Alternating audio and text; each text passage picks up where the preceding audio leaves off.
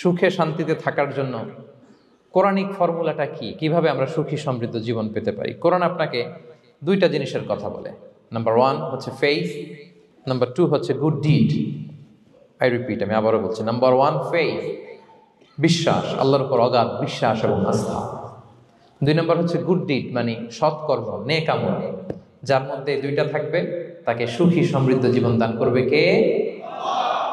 Faith and good deed, you will be happy in your life for the sure, I am telling you.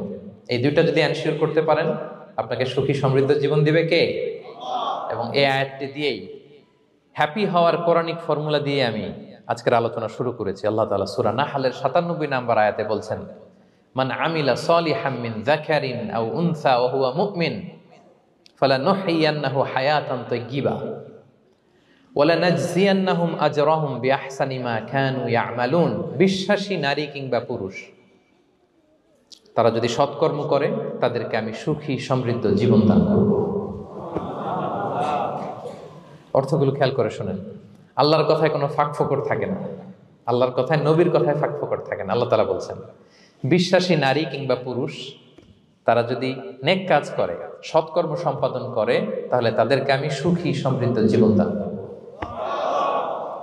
তাহলে আমরা যদি আল্লাহ বিশ্বাস করি, আল্লাহর উপর বিশ্বাস আস্থা থাকে এবং সৎকর্ম সম্পাদন করি পৃথিবীতে, তাহলে আমরা সুখী এবং সমৃদ্ধ জীবন লাভে ধন্য হব প্রিয় ভাইরা।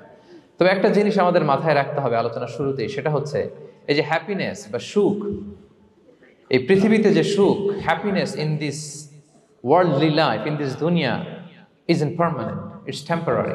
পৃথিবীর সুখটা এটা পার্মানেন্ট না, এটা অস্থায়ী, টেম্পোরারি। পার্মানেন্ট সুখ দেয়া হবে জান্নাতে। আওয়াজ করে বলেন কোথায়?